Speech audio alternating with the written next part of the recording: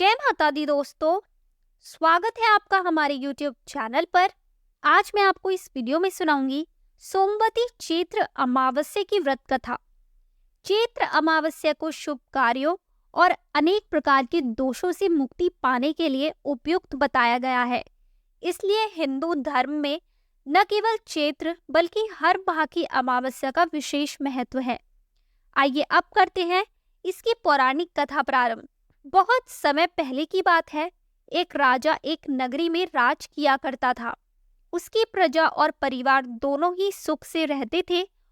और तो और राजा की रानी भी बहुत धार्मिक थी। राजमहल के सामने एक साहूकार की हवेली हुआ करती थी, जो कि राजा का घनिष्ठ मित्र था। हुआ ऐसा कि साहूकार के पुत्र की मृत्यु हो गई और साहूकार की पत्नी की रोने की आवाज चारों ओर गूंजने लगी। वह सुन रानी ने राजा से साहूकार की पत्नी के रोने का कारण पूछा तो उसे सारी बात पता चली। तब रानी ने प्रश्न किया कि दुख क्या होता है। इस पर राजा ने कहा कि जब तुम्हारा पुत्र मृत्यु को प्राप्त होगा तब तुम्हें पता चलेगा। यह सुनते ही रानी ने अपने पुत्र को महल से नीचे फेंक दिया, लेकिन भगवान की कृपा से वह बच गया।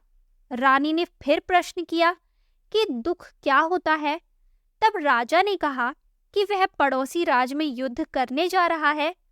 जब उसकी मृत्यु का समाचार तुम्हें मिलेगा तब रानी को उत्तर मिल जाएगा।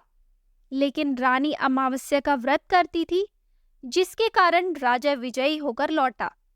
रानी को उसका उत्तर मिलता ही रह गया, तो उसने फिर पूछा, जिसके बाद राजा ने कहा कि अब हम गंगा माँ के दर्शन करने जाएंगे।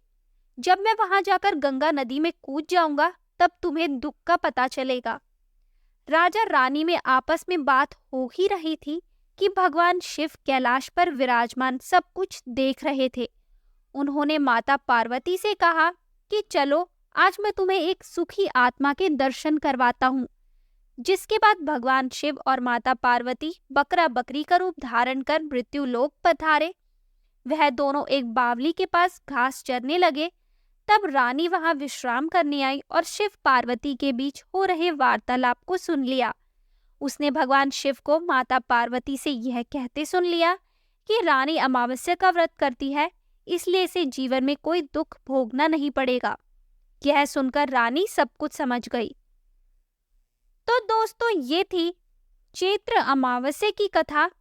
आपको ये कथा कैसी लगी हमें कमेंट करके जरूर बताएं। हमारी आगे की सभी वीडियोस देखने के लिए हमारे चैनल को सब्सक्राइब करें और शेयर करना ना भूलें।